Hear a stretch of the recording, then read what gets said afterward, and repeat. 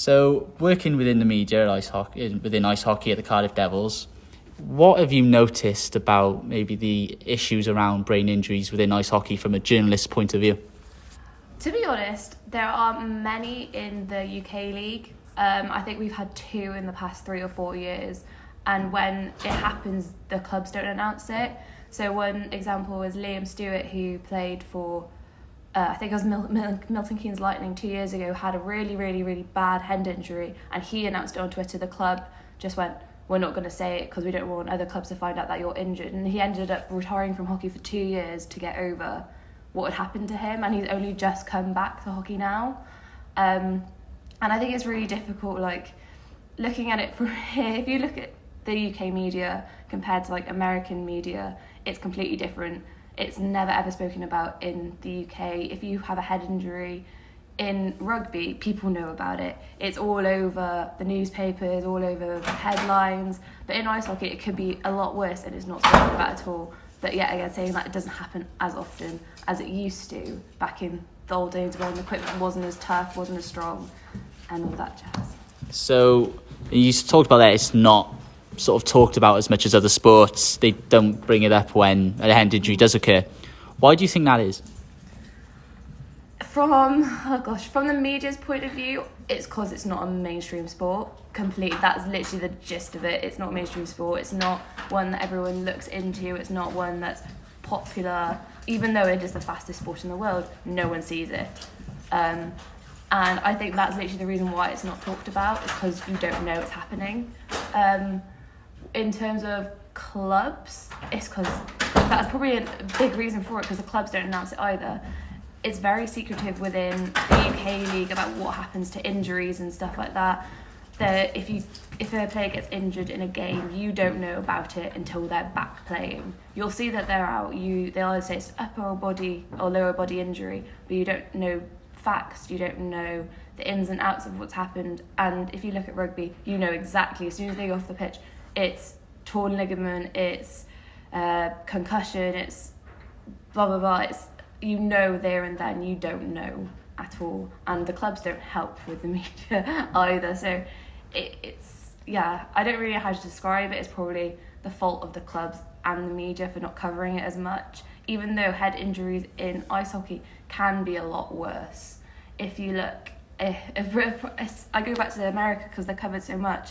Sidney Crosby, who's one of the best ice hockey players in America, has had about 4 or 5 concussions, and as soon as he's out, it's all over the media. He's taken a year out on concussion because he had them so regularly. They were worried for his well-being, and that was the main story for about a few weeks, because he's the top guy.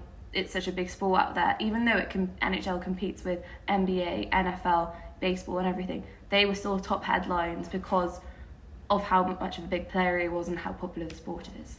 And working closely with the club, you said, is partly the club's fault as well as other factors. You work closely with Cardiff Devils.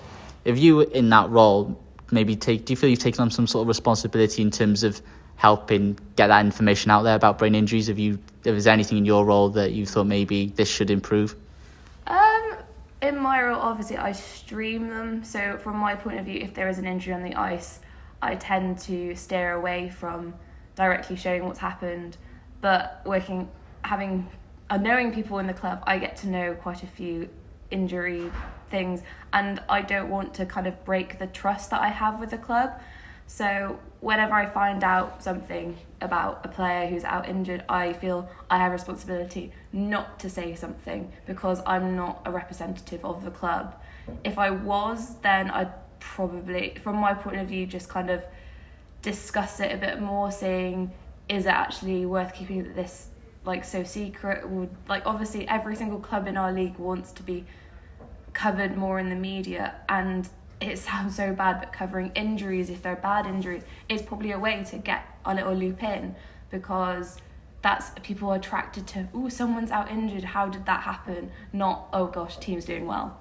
It's really sad to say, but that's the way our media and the public work, is that something bad happens, they get attracted, something good, it's okay. But personally, I don't think I could betray the trust I have within the group that I'm friends with and the way that I work with the club. I couldn't do that personally, but I know a few people that might, and fair enough, like, it might be something to look at in the future. They could just make like a little statement if there is a serious injury and be like, this is what's happened, and just, if it's concussion, like, or like a head injury, it is within the fans' like interest to know, and if the player's going to be out for the rest of the season, they have a right to know, and that's probably the biggest thing, and I think that's something that clubs in the UK league probably need to work on a little bit. And in now, how serious do you feel then the issue of brain injuries within ice hockey is? Like you say, it goes a bit sort of under the radar in terms of coverage, because clearly there is an issue there. Researchers suggested that as well, particularly in America, considering how much of a national sport it is. How serious must this issue of brain injuries in ice hockey be taken? It should be taken really, really seriously, actually, because it has destroyed many players for like careers.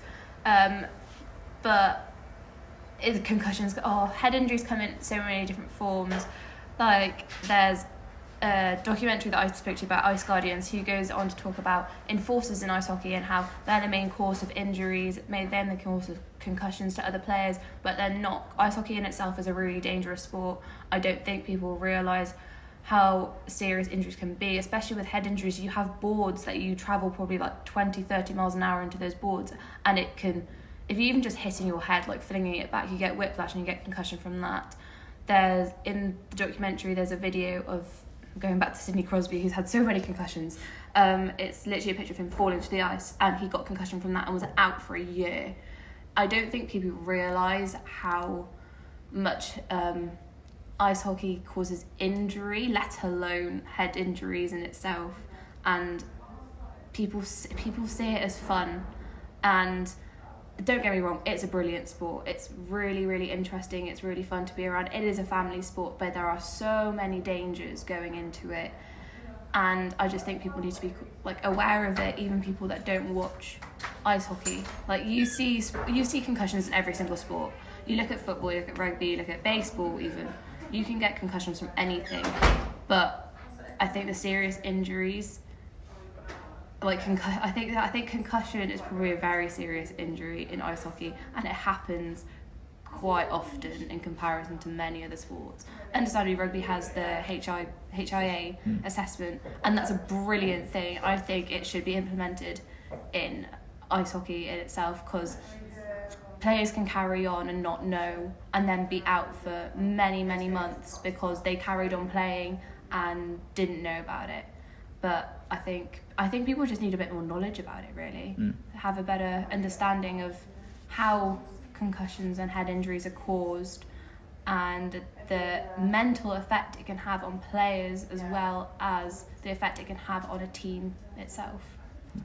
Yeah. From a journalist perspective, how do you feel perhaps the coverage of TBIs could improve and maybe help raise awareness? How could the media help with that?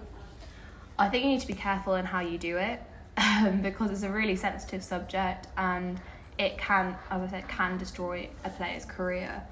But I think the way that they can help improve it is just inform people.